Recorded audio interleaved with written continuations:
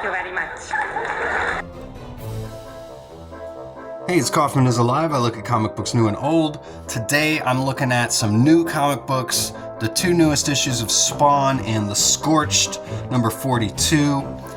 First I'll be looking at Spawn number 365 and 366 because I think kind of chronologically it kind of goes in this order, with the Scorched being the book I'll cover last, although I don't think it really matters.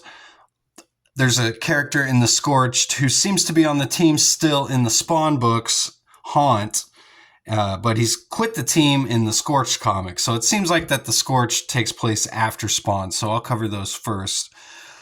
This Spawn number 365 was $2.99. This was the final issue of Spawn that was priced at $2.99.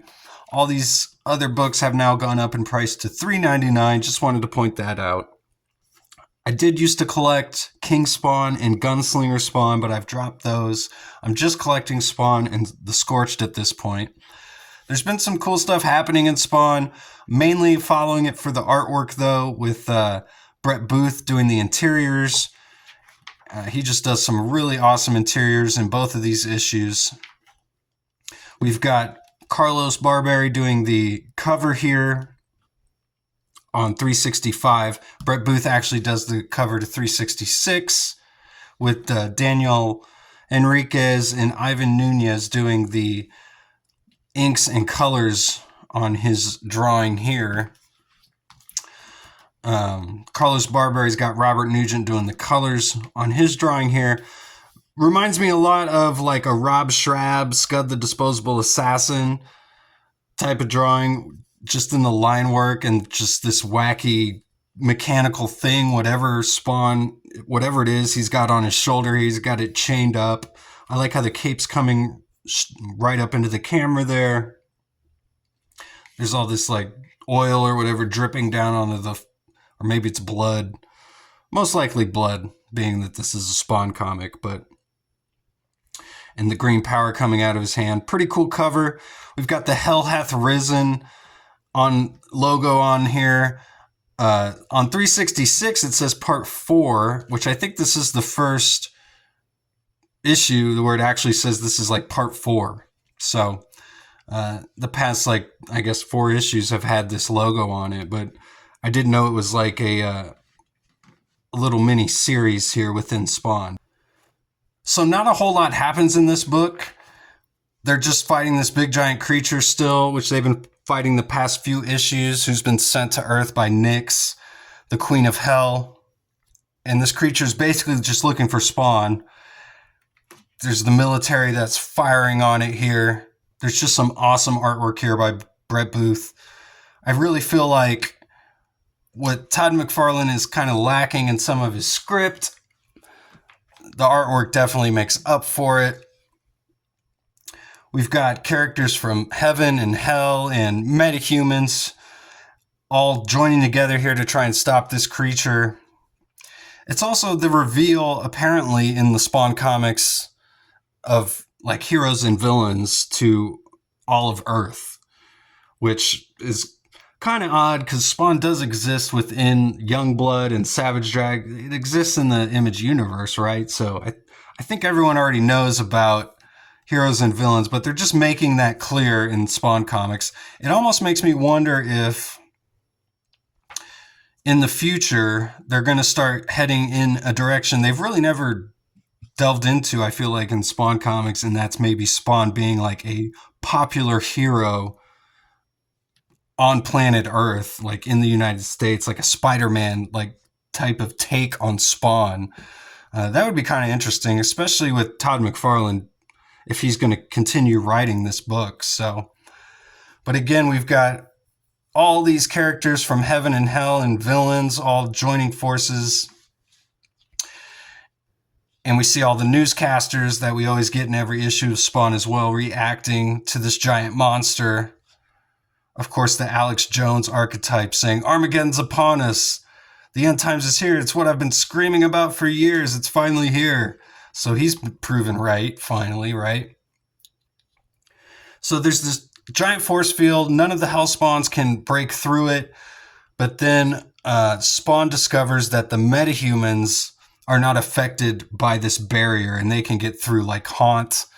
This character Taylor shows up, who was a former sidekick of Gunslinger, and all the Scorched, they've gone in a different direction. They've continued the offensive against this giant monster, even though Spawn told them it was going to be useless because there's this giant barrier.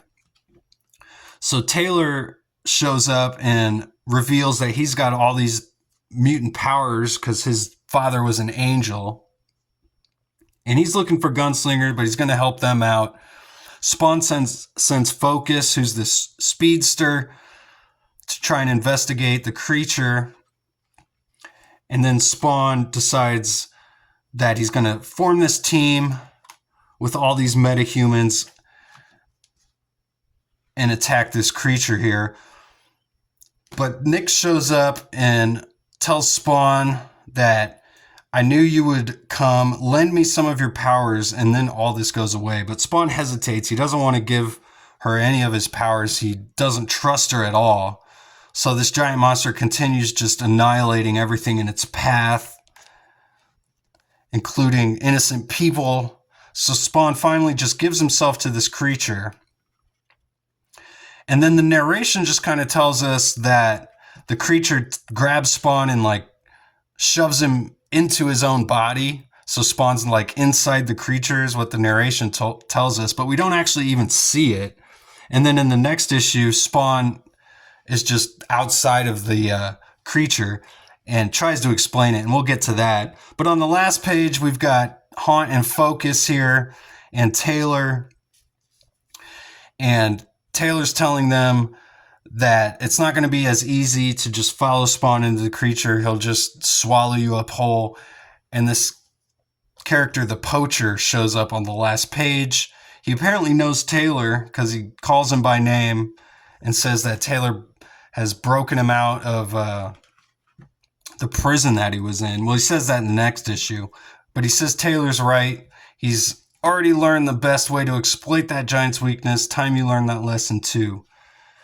And he names himself the Poacher there. And we get some fan art as well. But this next issue just picks up exactly where we left off, with another cool splash page showing this giant elephant man.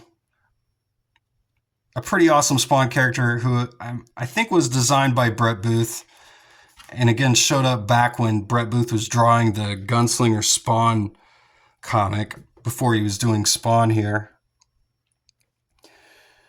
But here's where he explains that he was a prisoner and Taylor broke him out. Haunt's like wants to know exactly who this guy is, but he's willing to help them. He's got these powers, he says. So Spawn, he's outside of the creature now. He's teleported through the darkness, he explains. And the creature, he says, should know that he has that power, but he didn't. So he wants to know what else the creature doesn't know. And we get the heroes again just attacking the force field here. There's like the Air Force. I like these little soldiers down here on the bottom as well. There's really no reason for them to be attacking, though. They're just doing it to not let this creature get any more ground. They can't break through the barrier. Spawn's the only one who can get through the barrier, along with these metahumans. But again, he knows that this guy's not going to let up until he gives Nyx his power. So he's got no real choice here. There's this really weird line where he's like, so we're going to get that thing to go where we want, like Lawham Movers. And they're like, who? He says, a moving company I used to use before I became Spawn. Dan and his crew could move anything, anywhere, without breaking a sweat. And then I feel like there's just this panel here where they're just like staring at him like in complete confusion. And it's a pretty odd line. Some stilted writing here from Todd McFarlane for sure. So Haunt's just like, all right, well, then let's move. that son of a bitch before it kills again. So it says they quickly huddle. There's just all this like maneuvering and stuff. That's pretty much what all the narration is. And it's not really all that important. Pretty much just focusing on the artwork in here. Nick sends down this like apparition of herself to talk. It's like an avatar, so she can talk to Spawn. She's trying to bargain with him. He doesn't trust her still. Pretty much doing the same thing from the last issue. I like these panels here where each character kind of gets their own little panel as they're attacking the creature while it's distracted and weakened. Again, they each have their own little role to play, which is explained in the narration there. So she creates this orb. She tells Spawn that he just needs to give her some of his power and the creature will stop. So Spawn says he'll do it, but then he says he can't believe that they actually trusted him because he immediately, instead of giving the power to her, just decapitates this avatar. And then it says he jumps into this like bubble that she created, this ball of power that she created. Spawn like jumps into it. It's really, really confusing. And then Haunt creates this giant spike, and they're going to drive the monster into the spike. Down here at the bottom of the page, it even says, from a distance, those who've been locked out wonder, what's happening? And that's what I'm wondering as the reader throughout most of this. It's just like, what is even happening? But the artwork is really cool. I will give it that. But all you need to know is basically they take down this creature, they drive him through the spike. All of humanity, the entire world sees it. They all now have a debt to pay to Spawn and all these heroes. Spawn uses his power to just destroy the giant monster.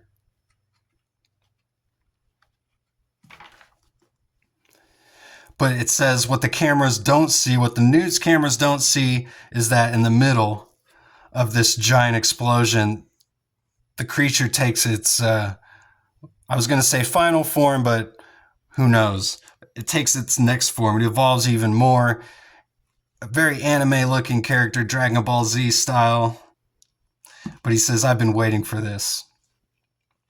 So pretty cool issue. Again, the writing isn't all that great, but the artwork is pretty awesome. Then I got the Scorched number 42 here. We got John Layman doing the writing, Steven Scovia doing the artwork, Thaddeus Robeck doing the cover here. It starts out with Sam and Twitch, the detectives from the Spawn universe, investigating this like giant massacre. They say this couldn't have just been a gang war. It was too hardcore for that. And then they get shown the murder weapon, and it's like this giant alien-looking gun. We got it on a severed hand here. So then we're in Bavarian Alps, it says 2 weeks later, and the Scorched team is breaking in to one of Jason Wynn's facilities here. I really like the artwork on She-Spawn, just how like jagged all the artwork is here. She says, we want him to get the message loud and clear. And this is cool because it's the Scorched team finally, after many issues being like separated and fighting amongst themselves, they're now all together and they're just thrashing all these guards. And they're all linked up as a team. They've got Overkill here, Medieval, Redeemer, the Reaper, and She-Spawn. She-Spawn even mentions that it's good to see them all working as a team again.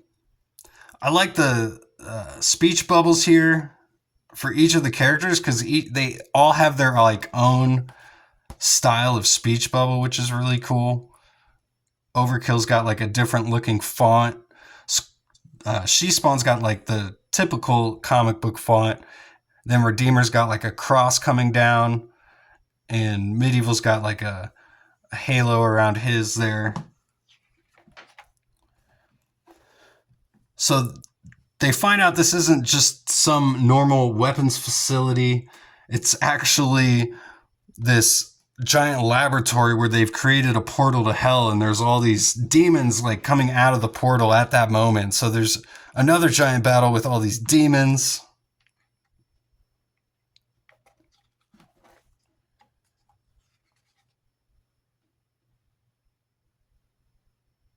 Scorched are able to use their powers and take them all down. They say, we need to know what they were doing in this room. And Mark Rosen, who's the alter ego of Medieval Spawn, does some investigating. He's kind of like their guy on the computer. He says, I don't think it was about opening some portal. According to Energy Signature history, that portal's been opened many times. And it turns out that they're trafficking all these guns out of hell onto Earth, which is what we saw at the beginning of the issue. She-Spawn says that they could use Kilgore's help, who's the Haunt, but he's left the team, which is what I was talking about earlier. And there's a She-Haunt out on the loose, and She-Spawn is saying that she just hopes that it doesn't come after him. And then we see on the last page that that's exactly what's happening. So